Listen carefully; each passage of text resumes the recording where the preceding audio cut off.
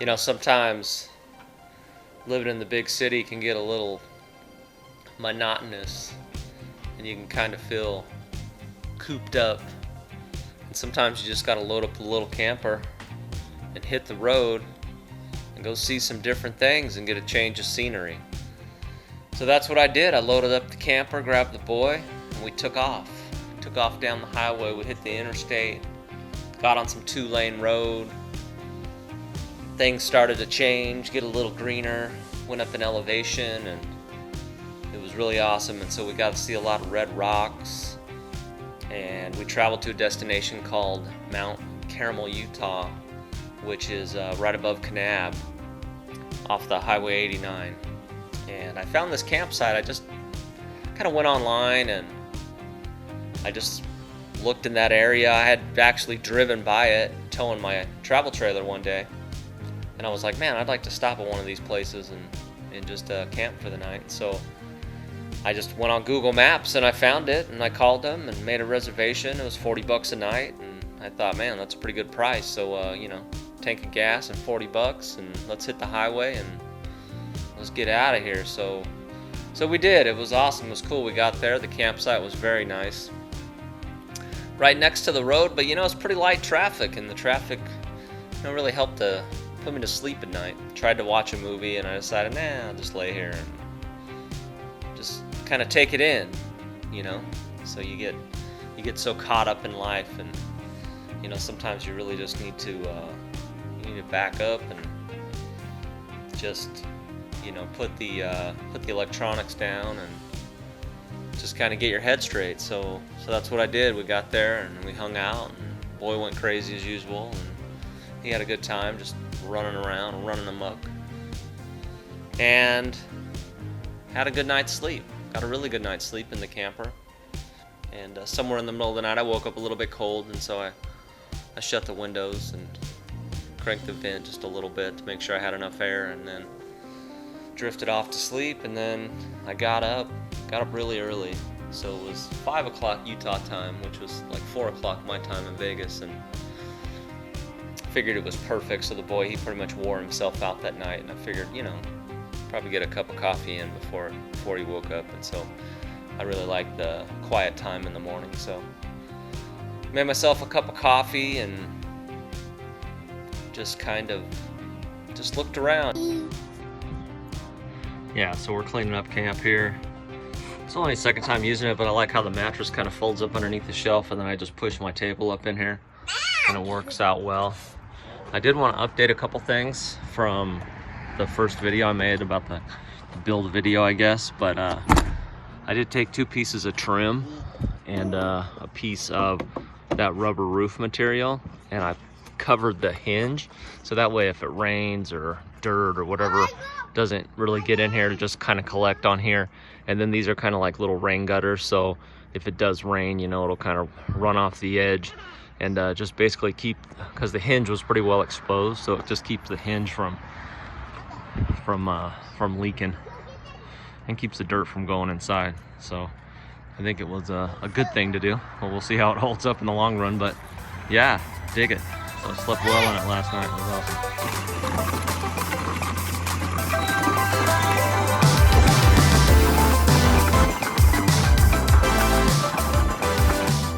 Well, all loaded up, kind of bummed leaving my pretty awesome spot. I mean, it's right next to the road, but I don't know. I think the cars kind of helped me go to sleep at night.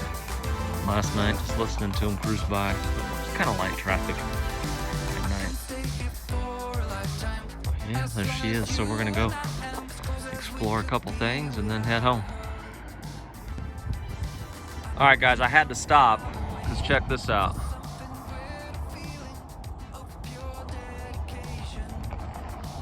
Yeah, it's pretty awesome, right? Just like all around. But then over here, like this is really cool right here. I know the rocks just look super awesome. I guess there's some like annual sanctuary or something, but anyway, I just wanted to stop and show you, take a picture, because damn, that's cool. I'll even give you a call if you are freezing, but you stay cold as ice, cold as ice.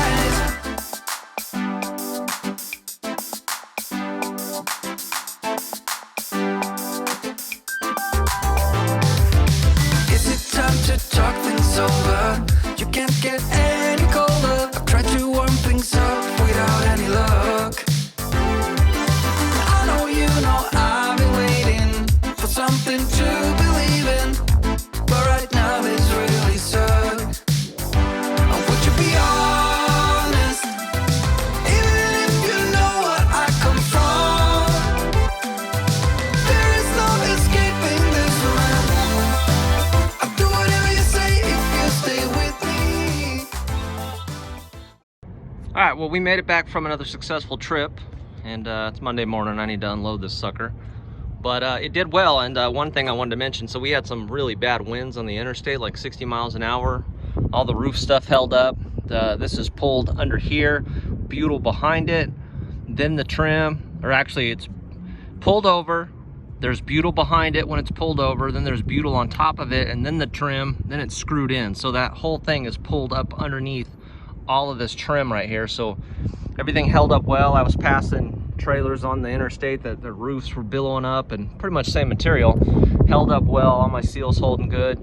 I thought it was a pretty good idea to have this this front edge down a little bit, that way the air hits here and goes up instead of this being exposed. So I think that has worked out well for me. These hooks got bent on my last trip. I hit a big giant bump, and it bent them a little bit, and I may have had them a little too tight, but held up on this trip. Got a lot of side wind, and I just slowed down to like 65 instead of going like 75, which is the speed limit, because I was getting it was pushing me around a lot, and I think it probably would have pushed me around without the box on here, because the winds were just hellacious. But I did slow down just to, you know, the faster you're going, you know, the more air is going to hit it, the harder, and I didn't want to stress out anything. But it held up well. So I want to show you some things inside. Let's open her up. Struts are still working well.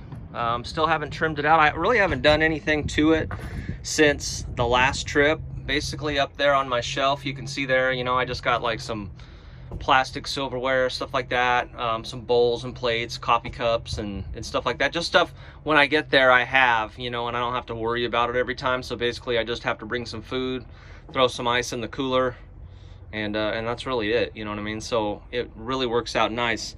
Have my window coverings here. I just used this Reflectix with some tape. It didn't really hold up that well, but you know, I go to bed in it pretty late, so it's pretty dark. I just covered up the lower part of the window, because when the cars were coming by, it was kind of coming in here, and it worked well. But I'm gonna do something a little bit more permanent, maybe do something with some snaps, to where I can just kind of snap it on.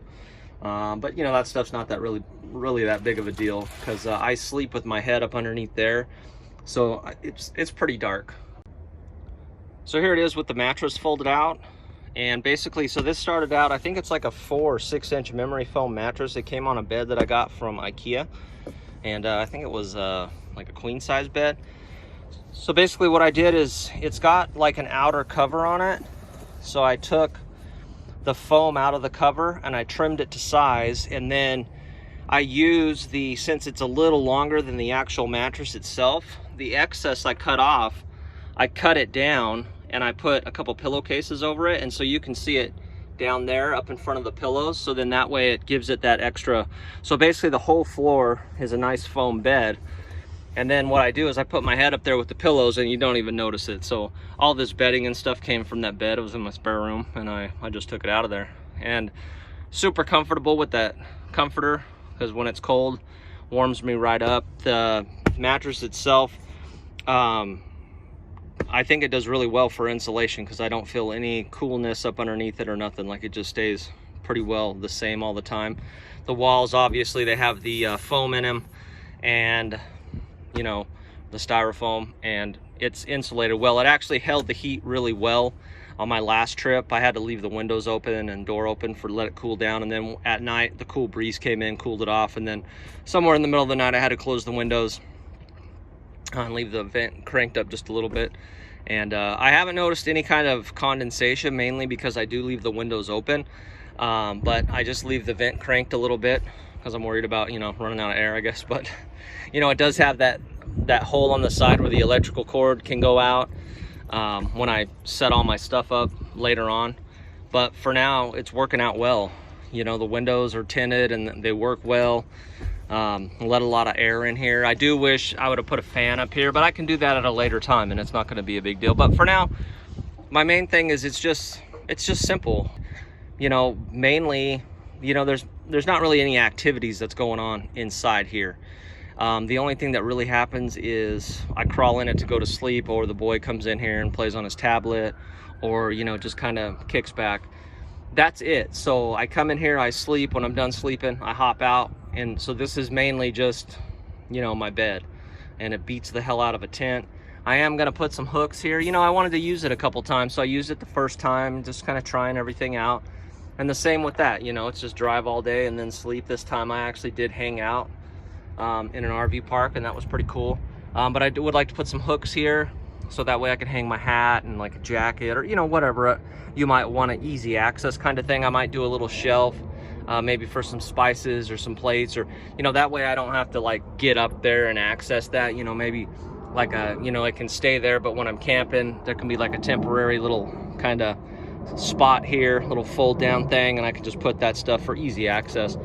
Where I went this time, there wasn't a lot of bugs. The first time I used it, there was a lot of bugs, so I mainly kept this back door shut.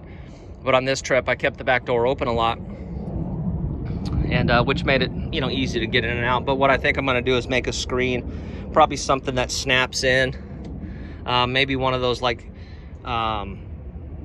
sliding glass door ones that kind of has the magnet in the middle, so you can kind of get in and out easy. I'm not sure right now. I'll just figure it out, but I'd like to just put a screen here. That way I can keep it open, let it air out, without having, you know, a bunch of bugs flying in and out of it. And I try to keep the light off unless I'm actually in it using it. That way the bugs don't get in. But yeah, it's working out well. So I'm just trying to think of everything that I like missed last time on the video. But it's really basic. It's simple, and it just works, and it held up well. So like I said, I hit really strong wind, and I don't see any problems. It looks like everything's holding up well. It survived.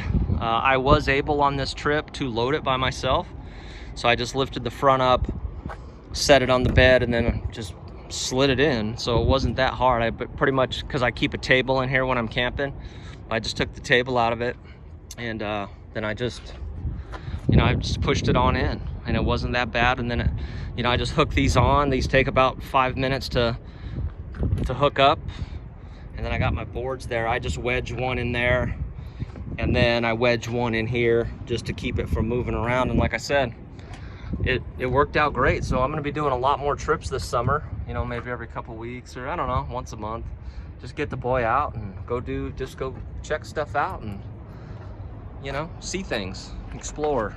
And I like it anyways. And so the trip that I went on just now is $40 for the campsite, and that was it. It had water and clean bathrooms and electricity and all that stuff, so I can charge, you know, his tablet or my phone or whatever, and I don't have to like rely on the truck. And it worked out really good. So I just wanted to give you an update, let you know how the camper's working out, and let you see the inside.